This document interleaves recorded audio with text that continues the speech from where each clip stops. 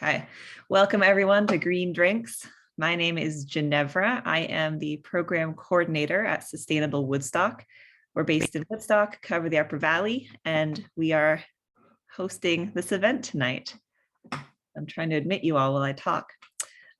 We are a nonprofit organization founded in 2009. Our mission is to inspire, educate, and empower everyone to live environmentally, economically, and socially responsible lives. So you have come to one of our Green Drinks events. These are social events to connect people who have similar interests in the environment. We invite local nonprofits, businesses, individuals to make short presentations to highlight sustainability initiatives that are happening in our area. So that happens every month, third Thursday, typically, and that's what you've come to tonight. So our next Green Drinks, I'll just do a quick plug, is going to be February 17th and is on how Efficiency Vermont, can help small businesses. So we're going to be joined by Becca White from Efficiency Vermont to learn how Efficiency Vermont can connect local businesses to resources and help them save energy and money, and what incentives are available to help them get started. So we're doing that especially now because for a limited time, Efficiency Vermont is conducting free energy consultations with businesses and business owners in Woodstock and the general surrounding area. So we're really excited to have Efficiency Vermont partnering with us and to feature them in the next Green Drinks.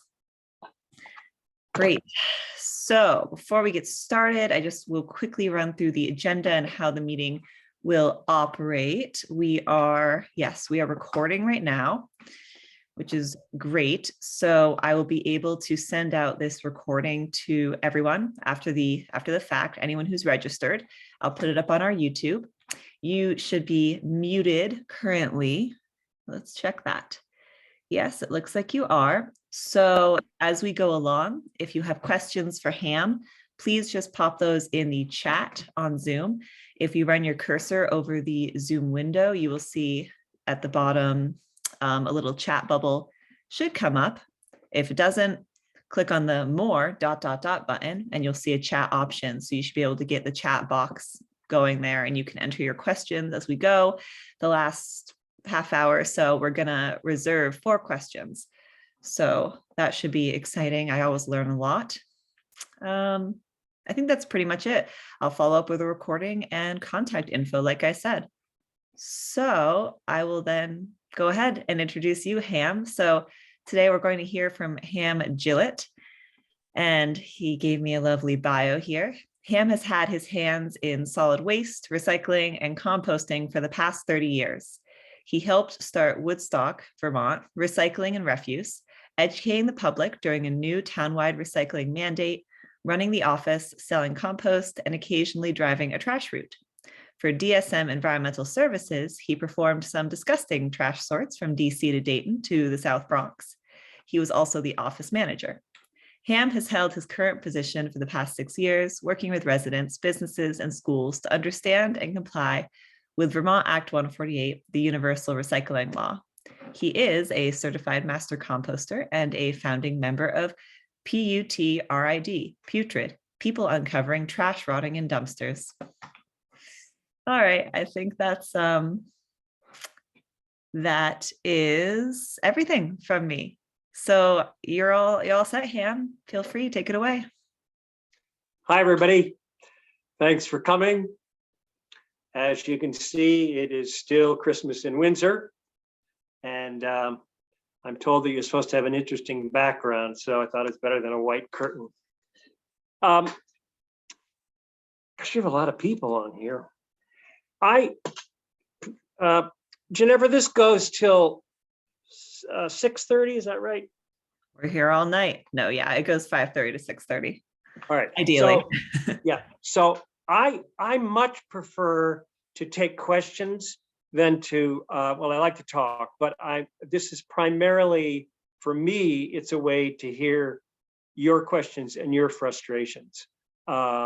So I will talk a little bit, but if anything I say prompts you to think of something else you want to talk about or ask, please jot it down. I think we're sending questions to the chat. Is that right? Yes, please put them in the chat. Okay. Okay. Let's see. Well, we just finished Christmas, and I'm just going to run over a few things that I sent out about Christmas. Just primarily two things that I got a lot of emails about. One is Christmas trees. What do I do with them? And one is dead Christmas lights. What do I do with them? Christmas trees. Probably pretty much everybody on this call knows that if you have a live one, you can put it in your backyard for birds. You can put it in the woods. You can cut it up, put the branches on your perennials in your garden. Any sorts of things. They're great for winter cover for birds and other kind of creatures. I looked out the window the other day, and there was a Christmas tree in my backyard. And I thought, oh, that's great. Somebody who I offended by my Norwich listserv posting has driven to found out where I live, driven to Norwich, and put their Christmas tree in my backyard. I think I finally figured it out. I think my neighbor put it out and it blew over. But it's great. Now I'm going to have two Christmas trees that I can do stuff with. The other is Christmas lights. The Lebanon landfill, Lebanon Solid Waste District, will take dead Christmas lights and they get stripped down and the wiring is recycled. I don't think the lights and the actual plastic is, but and that leads me to my other point about there's been sort of you probably may all be aware of this, but the Lebanon landfill as of September 1st requires everyone to have a windshield permit or a permit on their phone to get into the facility. That's caused a lot of consternation.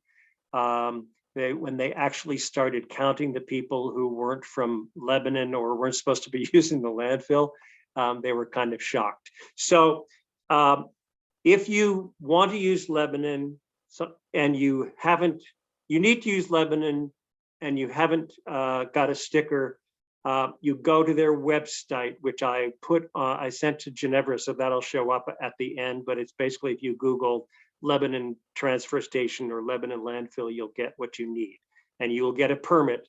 It doesn't cost you anything. And then you will be able to go and use their facility. I'm finding that the Hartford transfer station is beginning to take fewer things, also leading to some frustration for those of you who might use it.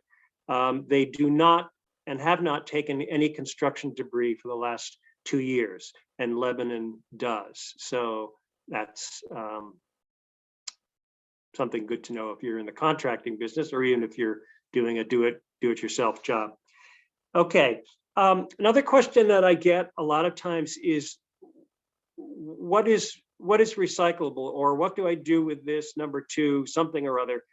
And I always tell people, what you can if you take your materials to a transfer station, a recycling facility, or a fast trash Saturday drop off, whoever picks up your recyclables and takes them someplace, that is dictated. That dictates what you can recycle. In other words, people who live in West Fairleigh get picked up. They have a Saturday drop off. Their hauler it happens to be based in New Hampshire, but he takes his recycling to a different place than where Thetford or Norwich or Stratford or Able Waste in Woodstock or Heartland take theirs. So I'm always going to ask you, if you ask me about a certain material, I'm going to say, what town do you live in? And then I can tell you where your recyclables are going to end up and be processed. And that dictates what you're able to recycle. It's not the same statewide. The only thing that is the same statewide is the recyclables that are listed in the Universal Recycling Law, and I call those the statewide 6. And in terms of plastic, that is 1s and 2s. Some facilities will take 5s, you got to ask, and some facilities will take 4s, but you got to ask. But the state requires everyone to recycle their 1s and 2s, along with tin cans, aluminum, paper, cardboard, glass, etc. I'm sure I'm leaving something out. A lot of questions about, I hope somebody's going to ask me about composting and food scraps. We got a ton of questions last year after it had first been set into law. And I'd be interested to hear how those of you who are composting or sorting food scraps, I hope you're all doing that, what you're doing with it and what problems you're having. The biggest issue I always hear about is bears. And I have a couple of suggestions for that. A new website. I have this really cool, she was an intern, but she goes to Plymouth State. Her name is Kennedy, and she has redone my website for me. And we have a new URL, which I'm also going to be posting at the end, but it is guvswmd.org.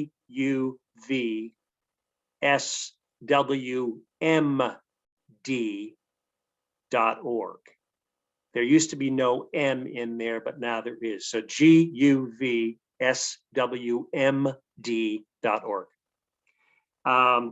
And she's created a really cool, if you're looking to, if you want to find out what to do with something, we have an A to Z guide.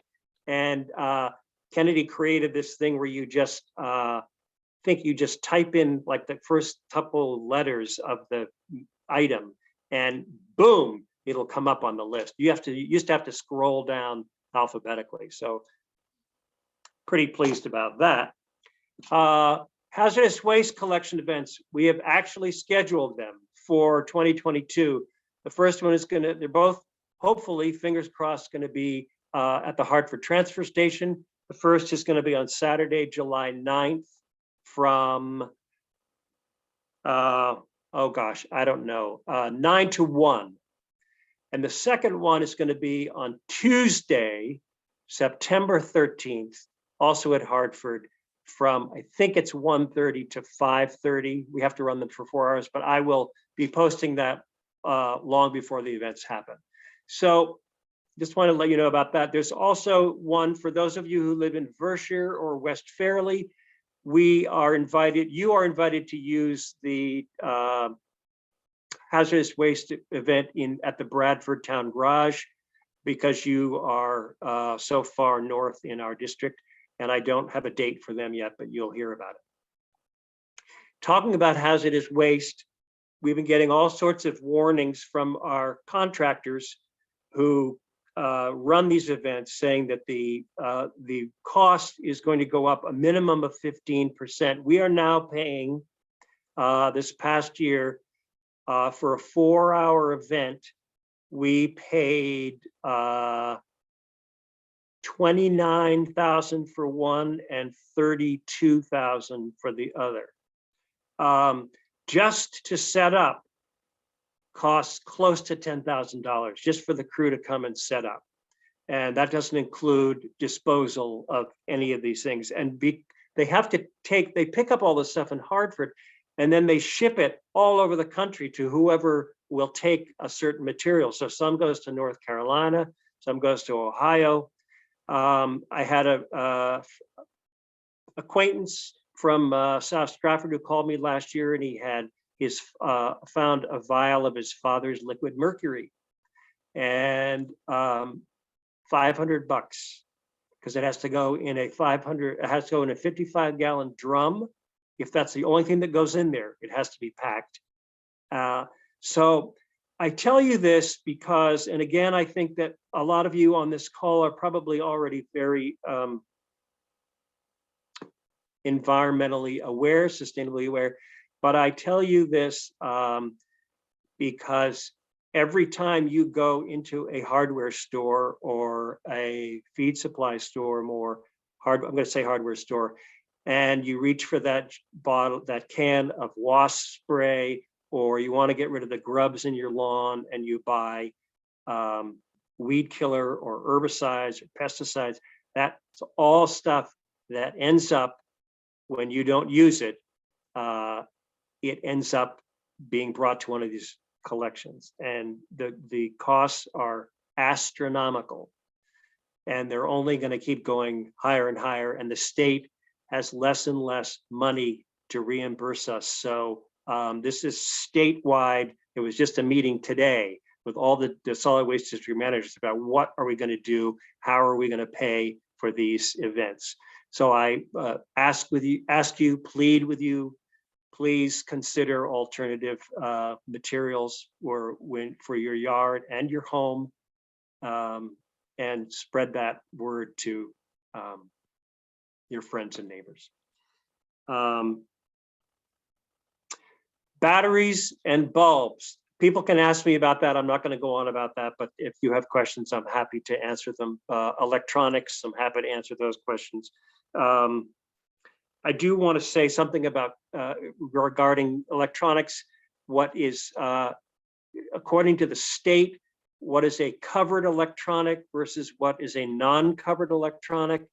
The state requires every transfer station and recycling facility in the state to collect televisions, computers, computer peripherals. That includes desktop printers. That includes, keyboards, mice, cables, laptops, iPads, everything. They are required to collect those for no cost. You may, depending on where you take those materials, you may have to pay to get into the facility or have a sticker on your car, but the disposal of those materials are free. Everything else, your telephones, a floor printer,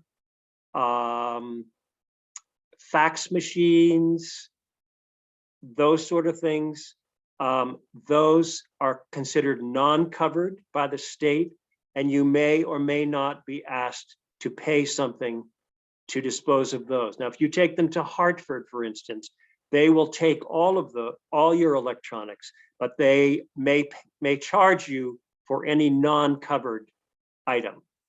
Toaster ovens, toasters, old stereos, that sort of thing. So again, I can ask questions, I can answer questions if you have more at the end. You've probably been hearing about something called extended producer responsibility, and that is in the legislature being discussed right now. This is happening, it's already happening in Europe, it's happening in more and more states in the country. We are trying to make it mandatory that whoever manufactures a product has to pay the cost of its end of life, because all of us towns, solid waste districts are paying enormous amounts of money to send this stuff to the landfill. Paint care, call to recycle, paint care is paint, call to recycle is batteries and cell phones, and fluorescent bulbs. Those are three products that in this state we basically have extended producer responsibility. If you want to sell electronics in this state, you have to pay a large amount of money, which covers the cost of those being recycled. If you buy a gallon of paint in this state, you pay 99 cents on top of the regular price. That pays for the paint care program. And bulbs, fluorescent bulbs, CFL bulbs are different. You don't have to, I don't know whether you pay extra for those or not, but those are the three materials that already we are making the producer, the manufacturer, cover the cost. It's happening with packaging, all kinds of packaging. So if you hear that EPR, extended producer responsibility, that's what that's about. Happy to answer questions about that. I just found just read this the other day in 20, this was, I think there's an article in Vermont, in VT Digger. In 2020, 2 years ago, Vermont sent 74,000 tons of household waste and 17,000 tons of construction debris to facilities outside of Vermont, New Hampshire, and New York. So it's big. And I just am, every chance I get, trying to make people aware of how much we throw away and try not to buy it in the first place, recycle it if you can. And I'm going to say one more thing, and I say it every time I get to open my mouth, is when you, well, two things. One is when you throw something away, where is away? When you pour it in your trash can, where is it going to go? And the second one is when in doubt, throw it out. And this is particularly regarding recyclables. If you have any question whether something is recyclable or not, throw it in the trash. You can call me or email me, but if I can't give you an answer, throw it in the trash. Because if you throw it in with your single stream recyclables, it contaminates the entire load of recyclables. And that's why China shut us off 3 years ago and said, we're not taking your plastics anymore because you're putting all this other, pardon my French, crap in with it. So stick to what you know is recyclable and go from there. And I keep saying I've got one more thing, because one thing reminds me of another. In this coming year, there are going to be more polystyrene, styrofoam collections. We're working on it. There are going to be 2 in Lebanon, 1 in Hanover. Again, that is not recyclable, and no kind of peanuts or polystyrene, anything with the number 6 on it that looks like styrofoam is not recyclable in your single stream. And all of it's going to the landfill at the moment. So we are trying to pull that out of the waste stream and find ways to collect it. And we ship it to right now to a facility down in Palmer, Massachusetts, which crushes it and extrudes it and makes it into more blocks of styrofoam. Styrofoam is 98% air. So I'm done talking. Fire away. Yeah, well, we've got a lot of questions coming in. Good. So that should be easy. Hi, Michael. Do you want to just take Hi. turns doing questions? Sure. Hi, Michael. Hi, Ham. Great talk. I like your Christmas tree. It's still in your house. Those lights, I want you to know, those lights were purchased at the Vermont workshop in Woodstock, which is where Zach's place is now. Used to be Nancy Wickenboyd's, and they were purchased in 1965 by my parents, and were on my tree every year. And my father always thought they were going to burn the house down. I shouldn't have them on. They're not LED, but I only turn them on once in a while. And they're candles. I mean, they're bulbs that look like candles. And I can't bear to get rid of them. So they come out once a year. That's my contribution to carbon footprint. Okay, sorry. Very, very cool. Very cool looking. Well, I'll go first, Michael. How about? Sure. I just scrolled all the way back up to the top. All righty. Ham, should we all be tearing the plastic windows out of business envelopes and pasta boxes before recycling them? No. If you do, that will make it easier for the sorting machine, but that's all done. It used to, the old days, you used to have to do that. You do not now. I take them out of my pasta boxes, not out of my envelopes. You do not have to do that. If you want to and have nothing else to do, go ahead. It makes it easier on the machines, but you don't have to. Next question, Ham. Thanks. What happens to glass bottles collected via the bottle bill in Vermont? Are they actually recycled? As far as I know, yes, they are. That's all. So I don't know much about them, but yes, they are. I will say that some non-returnable glass is not there's a period where it was not being recycled. Hmm. It's very, very heavy to transport and not worth very much money. Oh, And so some of it has been being landfilled. It's also now being, a lot of places are grinding it and using it for road beds and yeah, help to sidewalks, but that, yeah. great, thank you. Where and when can we recycle small electronics like phones and radios? You already went over it a little bit, but just a summary. If your town has we're the GUV, the district will be holding again this year, several Saturday collection events where we collect things that you can't recycle or put in the trash. Electronics is one of those. If you, I will also be posting those. You can bring those to one of our events. You can also take them to the Hartford transfer station. Again, you need either a sticker for that facility, which you get from your town office and you pay for, or if it's a one-time shot and you don't want to get a permit, they'll charge you $10 for a day pass. I hope that answers your question. And some things like toasters and toaster ovens end up going into metal recycling, actually, because they're, if anything is 70%, anything that's 75% metal, at least 75% metal, usually will go in metal recycling. Great, thank you.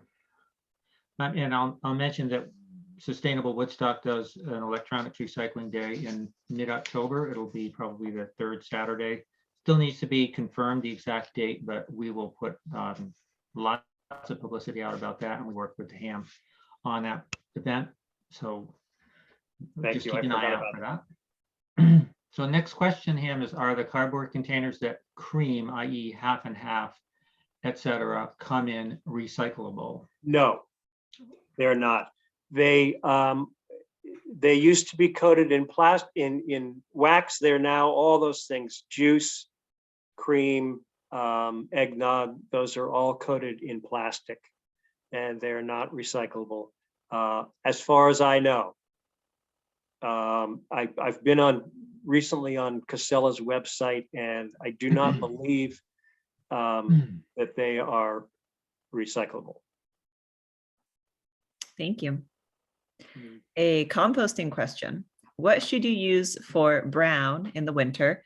And if you're not burying the compost, but using a composter, how do you keep the bears from destroying the composter? I knew we'd get one. Browns in the winter. Here's what I do. I rake up my leaves and I run them through a leaf shredder chopper, which I got at the landfill. Somebody was throwing it away. And I fill a large trash can with shredded leaves and cover it. And every time I put some food scraps in, I put some leaves in. So that is the easiest thing to do if you have space to even if you can't shred them up, you can mow over them. If you have some place where you can put them in a pile or in a container, I actually have a 55-gallon drum that I put them in. That's the best thing to do, or store them in your garage, put a tarp over them, whatever. Other than that, wood chips, wood shavings, shredded paper is fine. If you have a paper shredder, you can put your shredded paper in your compost. It's not going to break down in the winter, but once it warms up again, it serves as a good brown material. Thank you. So I have a comment and a question. Someone mentions that they have heard that goat farms really like Christmas trees. Yes, thank you for that. Some do, some don't. There's a goat farm in Windsor, and I called them just before Christmas, and the guy was very nice, but he said, no, thank you. It is tough on the digestion for the goat's digestive system. And I thought that's why goats loved them, because it didn't matter what they ate. When I was a kid, you were supposed to be able to feed them tin cans. But I think it depends on it. And then I heard from 2 other people who said, yeah, my neighbor has a goat and I gave them my Christmas tree and they're very happy. So call and ask, and you might get a yes and you might get a no. Great, thank you. The question was, is there any way to recycle CDs or DVDs in the Upper Valley? No. The Listen Center and I think the Cover Store will take, they're selective, but I think that they will take CDs and DVDs. Again, call and ask, don't show up with a carload full of them and get turned away. There's a place called, if you Google, it's called Green Disc, GREENDISK. They're based in Michigan, Wisconsin. They take them, they charge, you have to pay for the shipping. There's also a really cool place up in Barrie, and it's run by the Central Vermont Solid Waste District. It's called the ARC, the Additional Recyclables Collection Center. I beg you to Google them.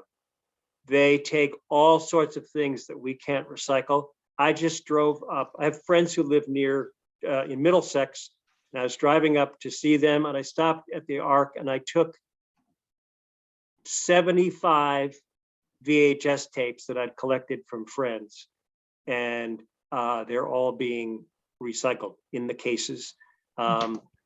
So I think I'm pretty sure, I know for a fact that the ARC will take DVDs and CDs. Again, go on their website and they charge like 30 cents a piece for VHS, I think. But you know, if it's great to keep them out of the landfill. They're full, you know, they're made with all sorts of toxic materials. So the ARC, ARCC, or Additional Recyclables Collection Center. Thank you, Ham. I brought a lot of old textbooks there. Great place. So our next one is a comment and a question. It's so frustrating to walk by bulging dumpsters and see them full of plastic bags and food. Despite years of urging, it seems like a lot of folks are utterly clueless about what goes into our recycling bins and what doesn't. What can our towns or our energy committees do to turn this around? Whew, that's a good question. So plastic, say the beginning of that one again. Plastic film. Dumpsters with plastic bags and food. Yeah.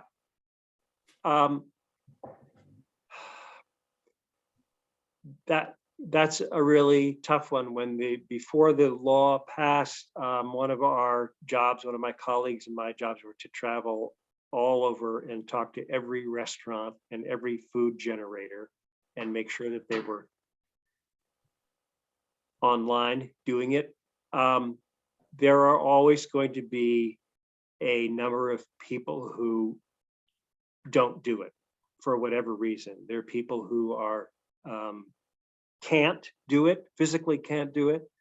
And then there are people who I had one woman tell me last year that it was government overreach. And so there's a certain sector, people who they're not going to do it. To answer your question, I think it's just, you have to keep hammering away at it. Energy commissions, you need to put signage out. You need to do one of these events. It's been going on for a year and a half now, and I think it's time for sort of a recalibration from the state and from all of us. The low-hanging fruit, the people who do it because they thought it was the right thing or do it because it's the law, those people are all doing it.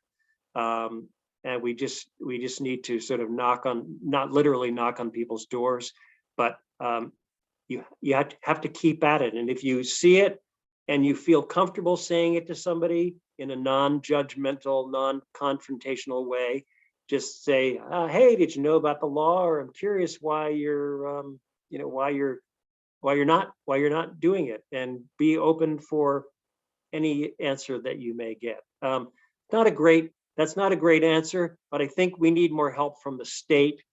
And if you want assistance or backup from the solid waste district, please let me know. I'm happy to work with you on ways that we can keep getting the word out. Great, thank you, Han. Another, again, kind of a comment and then another question. Somebody's mentioning that the Lebanon landfill was also accepting Christmas trees for composting. And the question is there anywhere, and thank you for pointing that out, is there anywhere locally to recycle the clamshell containers from the Hanover co-op, since Lebanon does not recycle them? I'm assuming this is because of the plastic clamshells. It doesn't say, but I would imagine. Okay, no. First of all, black plastic of any kind is not recyclable at the moment, for two reasons, which I understand. One is that the scanner in the sorting facility can't pick it up because it's black against a black conveyor belt. So the scanner doesn't see it. The second is that black plastic can only be made into more black plastic. And so if you're collecting all different colors of plastic and you get black in there, black's going to mess up whatever you're going to turn that plastic into. So that's one answer about the clamshells. As far as I know, there is no place to recycle those at this time. And what about the ones that are all clear rather than having a black bottom on them? Those are, I think those are, if they say PET number 1, have the circle, the recycling triangle on the bottom, and they say PET, those can go with your number 1. Those can go with your number 1 plastics. Okay. Somebody relatedly says, Sarah says, you reuse clamshells. Oh, it's Leanne to Sarah. I reuse clamshells for holding my compost until it goes out to the pile. Yeah, and then she says, we'll see what Ham says, but I think you can put them in Casella's zero sort recycling. So. There are lots of ways that, you can plant your seedlings in them this spring. I go to a big family Thanksgiving every year, and we use them for, leftovers. Everybody takes home leftovers in them. So, that's a tough one. All right, thank you. Next question. Our food scrap bin is disgusting. I suppose we must take turns cleaning it weekly? That's up to you.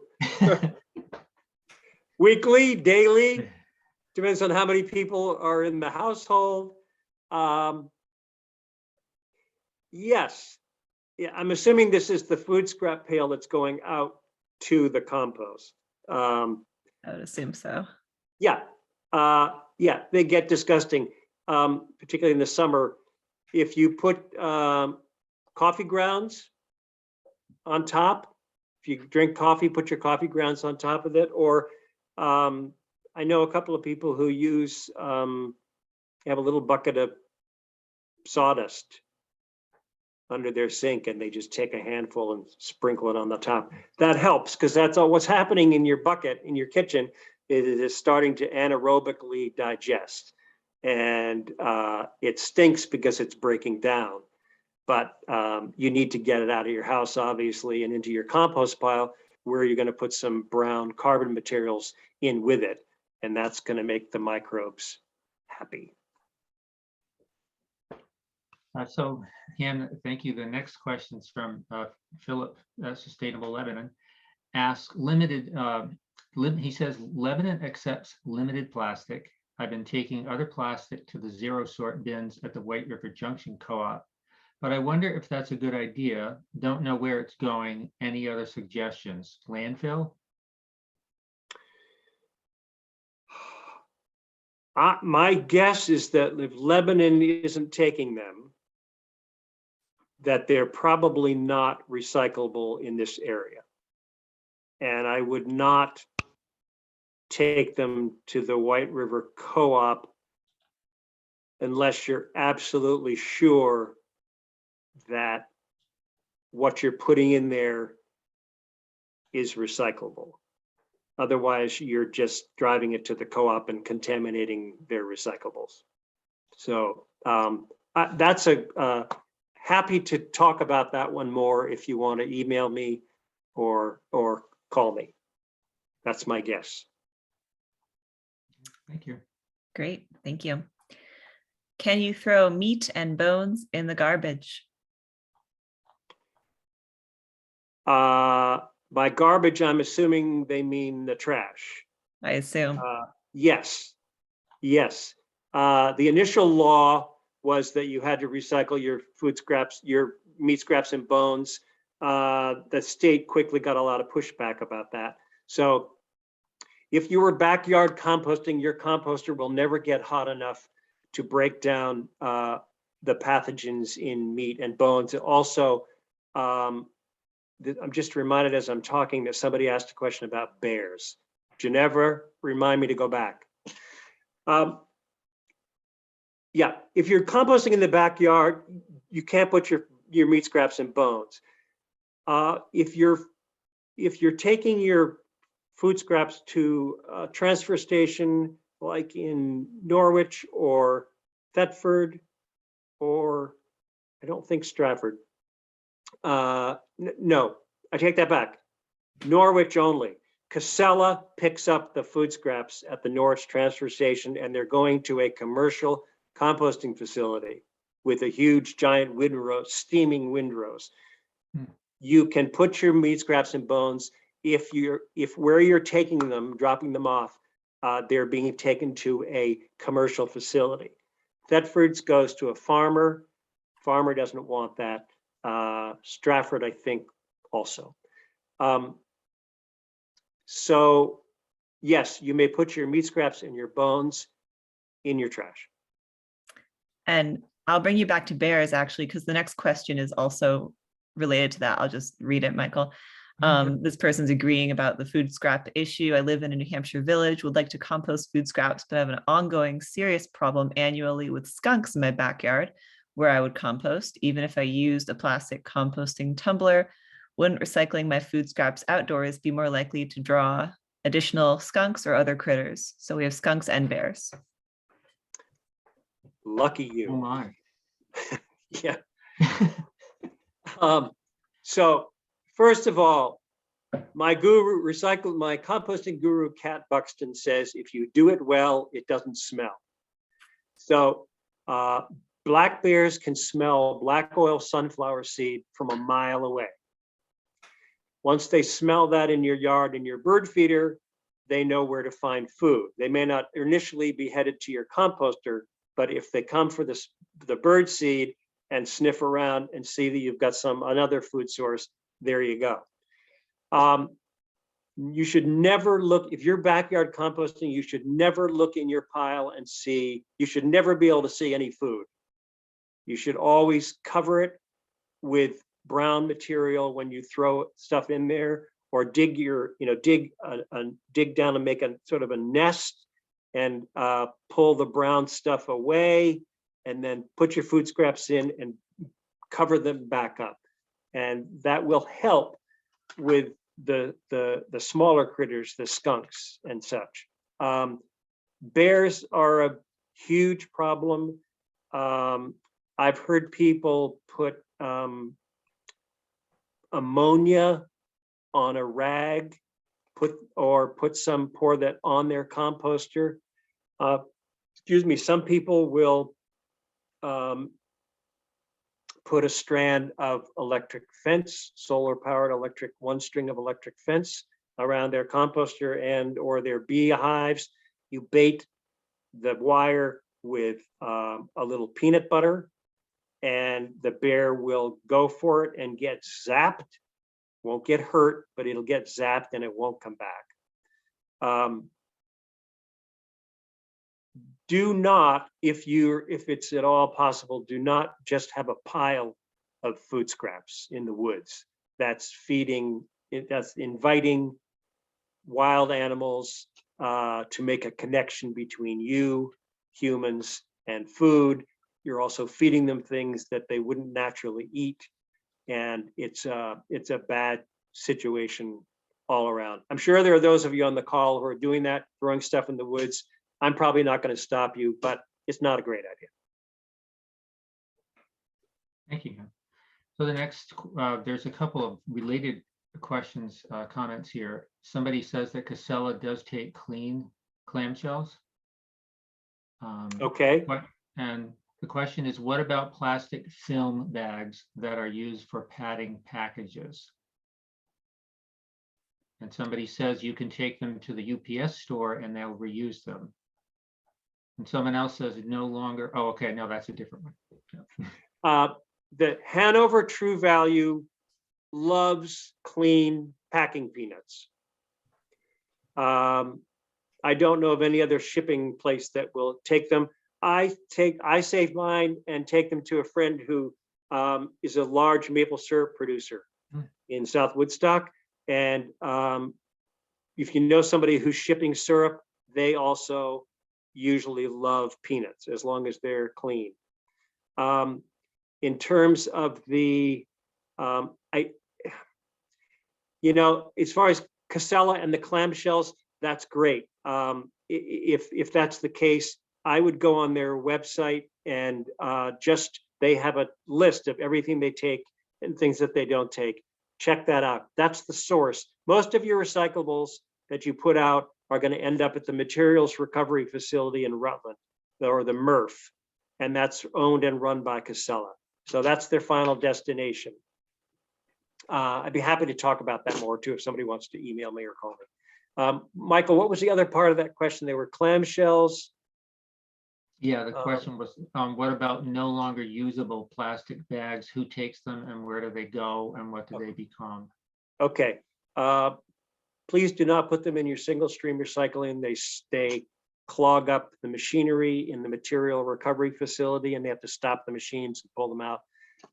Take them to your local grocery store. A lot of your stores have a big container out front that will take the actual bag that you carry your food out in, and also produce bags. Make sure they're clean and make sure they're dry. Thank you. And I just wanted to make sure, did we address the plastic film bags that are used for padding packages? If they're, those can also go with your plastic film, your plastic bags. But I don't believe that they want the bubble wrap, because those have, I don't know how the bubbles are made, but if the packing pillows, if that's what you're talking about, pop them, they can go in with plastic film. If you want to find out about what the store will take, go in and ask somebody, or find out where their plastic bags are going. There are two companies. One's called Trex, T-R-E-X, and the other one is called, somebody help me out, begins with a T also. Anyway, Google Trex, T-R-E-X, and find out what they accept. Again, that's the end use. So find out what they accept and work backwards, find out what the store will take. That wasn't a very good answer, but call me if you need more information. And I'll read out the next comment since I sort of piggyback there. The Hanover UPS store, Ace Hardware, will not take any of the plastic packaging for reuse except styrofoam peanuts. You may have different results asking at different UPS stores. That's a comment. Yeah. And then Hanover takes them, someone says. Okay, so Another I know question. that, I just want to add on to that. I know that the town of Thetford, the Thetford transfer station collects a lot of plastic film in huge bags, and somebody in Thetford drives it to Hannaford's and puts it, I think, out back with their other recycling. My theory on that is it's great that that's happening, but I don't think that Hannaford's in New Hampshire should be responsible for recycling Vermonters' plastic film. But it's great that it's happening on that small scale. Thank you. I'll read the next question here. Ham, as the Coventry landfill gets ever closer to full, is our state government getting closer to starting a waste reduction campaign? Is there any other way around it?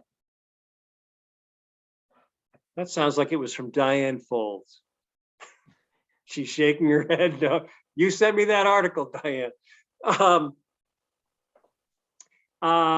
There was just that was in VT Digger, I think. Yes. Yep. Okay. And I don't remember the date on, but I just read that article this morning. Yeah, Coventry is it.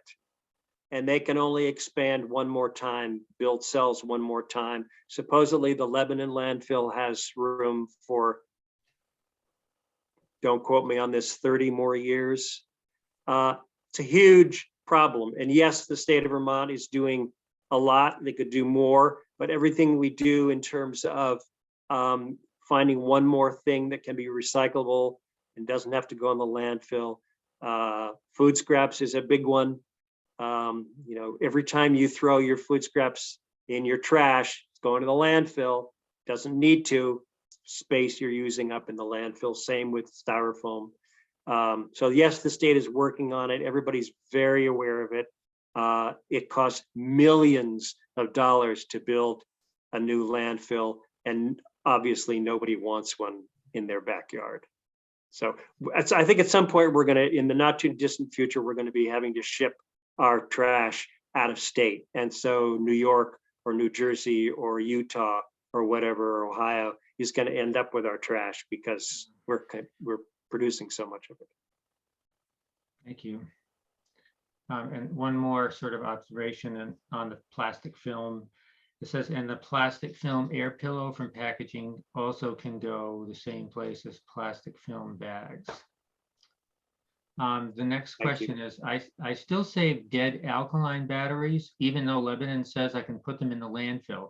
I would appreciate your thoughts on what's best for me to do with these, i.e. find a place that recycles them or landfill them, besides no longer using them.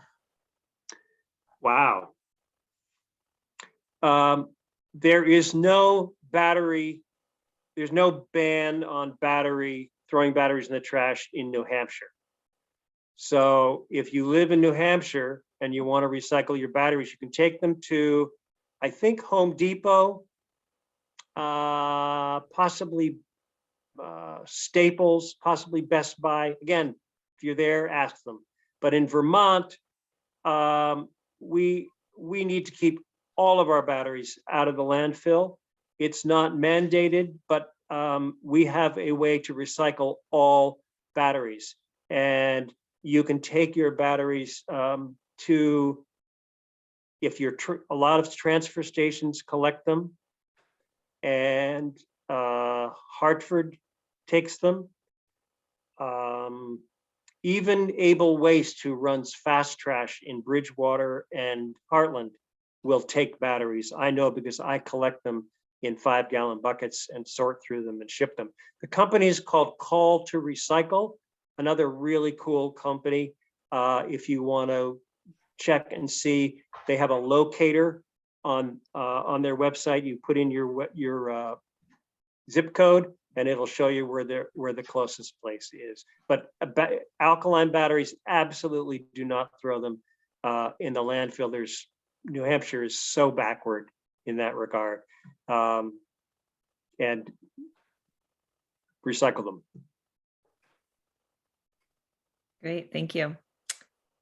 Next question. I want to know what to do with small appliances like electric shaver, back massager, etc. I couldn't find any place that takes those. Again, I would try bringing them to one of our electronics collections.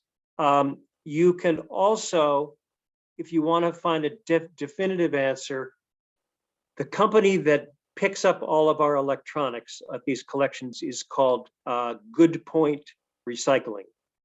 They're based in Middlebury. Great company. Again, email them, call them, go on their website and ask them about those small things. I mean, when I do these Saturday recycling collections, people bring in all manner of hair dryers and stuff, and Good Point takes it all. And I think they do a really good job about breaking the stuff down and recycling the plastic. But those are definitely not covered for the as far as the state is concerned. Thank you. Comment, Price Chopper also has a bin for plastic bags. They are also used for Trex decking, which is all made from recycled plastic. Yes. Question, are the fees for non-covered items consistent from transfer station to transfer station? No. They're not very much. I think they charge by the pound. They charge like 15 cents a pound or something like that. But no, they're I don't want to say what they are because I don't know, but they vary. They vary quite a bit. Okay. Not consistent. Thank you. Someone's commenting here that there's a state program in Vermont to collect alkaline batteries, and a few places open to the public. In Williston, Shaw's and Hannaford's have bins for the plastic bags. Okay.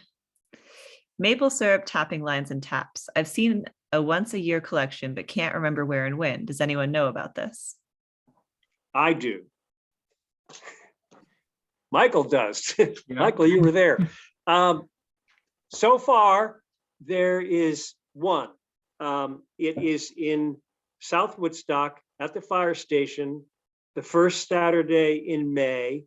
And it's in South Woodstock because Mary McQuaig of Top Acres Farm in South Woodstock is on the Windsor County Maple Producers Association. I think she may even be the president. And I think that's one of the reasons that it's in South Woodstock. But we just did our second one this past November. We collected, filled a 40-yard roll-off container Amazing. with tubing and spigot and spouts. There are restrictions in terms of you have to put your some of the older lines and spigot and spouts are made of a different kind of plastic, which are not recyclable. So I am not going to get into what they take and what they don't. But I think if you Google the Addison County Solid Waste District, they have a whole page about maple syrup lines and taps and tell you how to test whether yours is recyclable. But yes, stay tuned. I posted on all the listservs and as many places as I can. We, as far as I know, will be doing another one first Saturday in November. And we also included in Sustainable Woodstock's newsletter with like several months out and just keep reiterating it. So keep your eye on our newsletter. If you don't get our newsletter, please email me at director@sustainablewoodstock.org and I'll be glad to add you to it. Right. Thank you for that. I just want to quickly call out, it is 6:30. Are you okay to keep answering questions, Ham, or do you need to head off? You can, it's okay if you can't stay. I'll go on all night.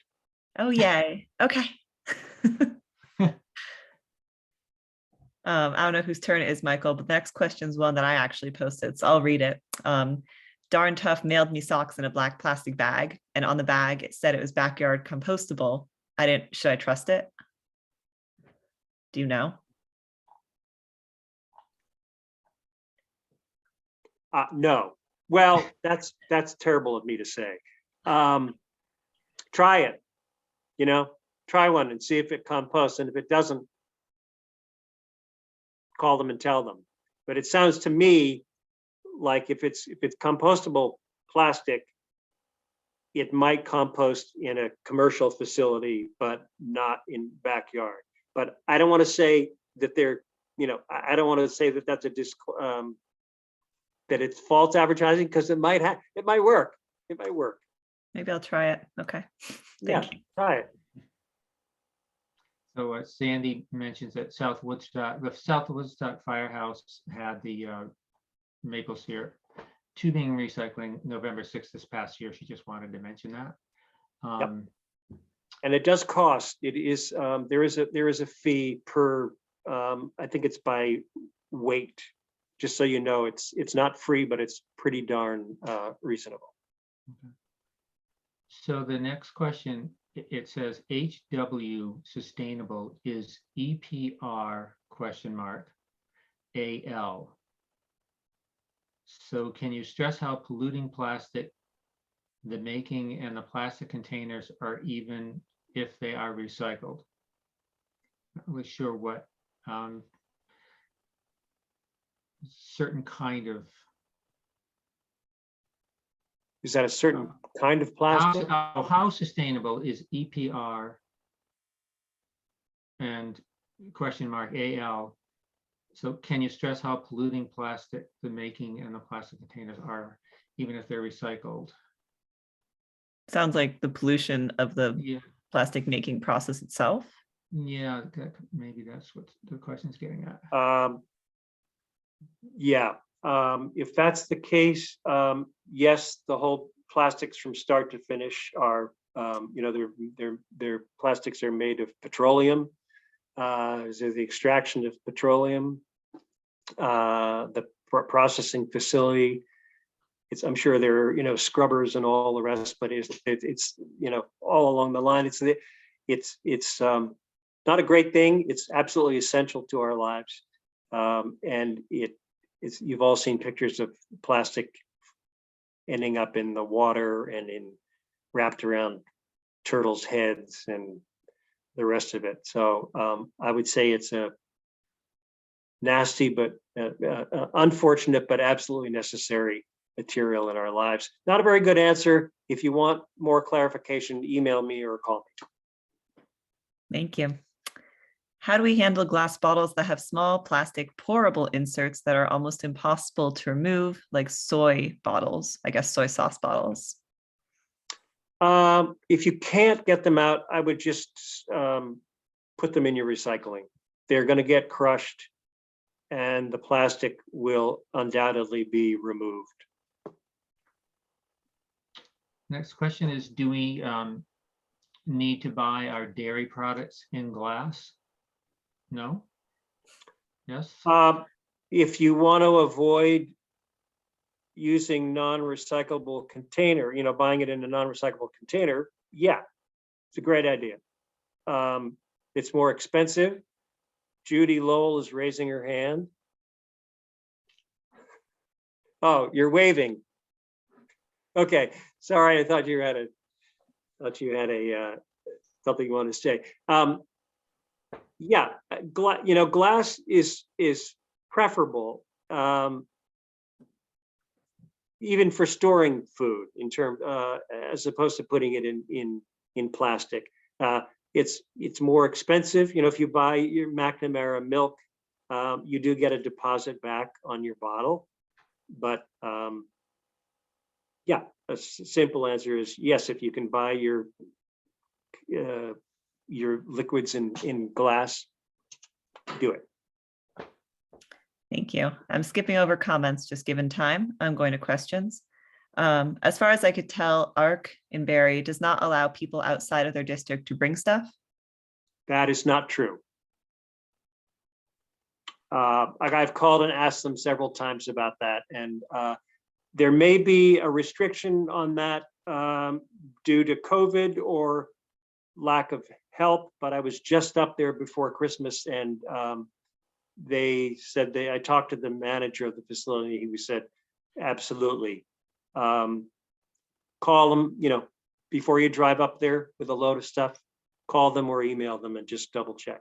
But as far as I know, they're open to the public. So the next actual question, there's a lot of comments, which are really great that everyone's sending these, a lot of comments about where things can go. But the next question is, what is the ratio of brown to green when composting? 3 to 1.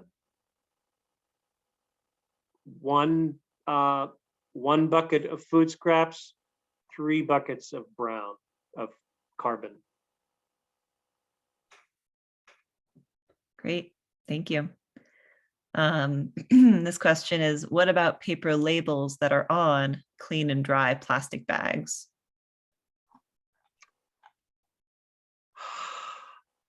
Remove them.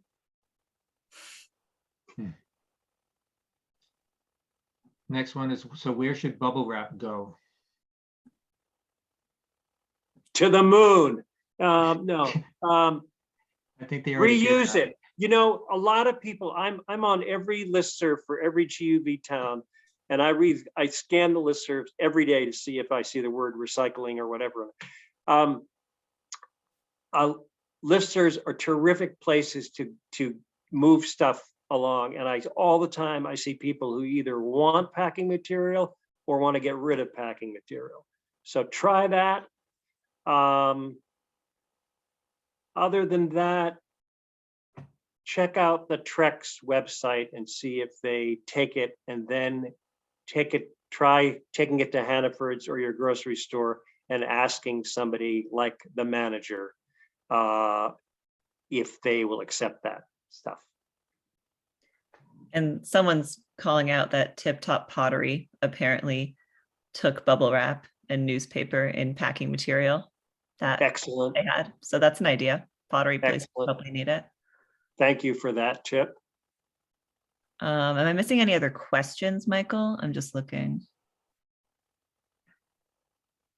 No, mostly just observations about different things. Yeah. Thank you all for these comments. It's really great to Yeah. see people going back and forth and sharing resources. Okay. Wow, that was a lightning round, Ham. Yeah. Oh, I hope I'm gonna be able to see all these comments and questions. Yeah, I can send them to you afterwards. Yeah, great. That's great. One thing I made a note, when COVID is over, I would like to organize, one of the many things I want to do is to organize a repair cafe. I don't know if you've ever heard of one of those, but I went to one in Montpelier. You get a bunch of volunteers who know how to fix things or sew things or put zippers in or fix a lamp. And you have people bring in something that's broken. This is a way, again, to keep things out of the landfill. And then it goes on for 3 or 4 hours. People come by, they get their things repaired. They meet people, blah, blah, blah, blah. All, woodworkers, furniture makers, whatever. But I would like to do one of these. It's in the very early stages. Obviously, we can't do it right now. But if you or anybody you know has a talent, I would like to know about it. And I'm going to keep a list of people, and I will contact you. And you can say that you never heard of me if you want, but I'm going to contact you. I can't fix anything. And so I have such an appreciation for people who can, and I am bound and determined to do one of these. So again, I'm just putting that out there. Let me know if you'd like to be contacted. Do you have a site in mind yet, Ham? No, it's got to be somewhere, the one I went to was in a church basement. So, a community center, an empty storefront, lots of great places in Windsor. Maybe I'll have the first one in Windsor. It's been on my list forever. Yeah, So. same here. Sustainable Woodstock would love to partner with you. And I'll take any ideas you have. Yeah, great. Great. I can restore antique lamps, but I don't think that counts. It absolutely does, Michael. You're on my list. That's my weird hobby. Well, we cannot thank you enough, Ham, and thank you so much for staying, Yeah, thanks. staying after the time. Lots of people are thanking you in the chat. I'll send it to you afterwards anyway. But I think we all learned a lot. We Yeah. could do another one anytime. Oh, just so you know, I am doing another one of these very similar, sponsored by the Norwich Library and the Norwich Solid Waste Committee. And it's, I think it's the last Thursday in February, but again, I'll be posting it on all the listservs. So if you have, if you want to hear the same information again, or you know somebody who couldn't come tonight, I'm going to be doing, I'll be doing another one. I love doing these. So if you want to, you know, get a group together and call me, we'll do it. Thank you all so much for coming. Be safe and happy recycling. Thank Thanks, you. Ham. Good night. Ciao. Good night.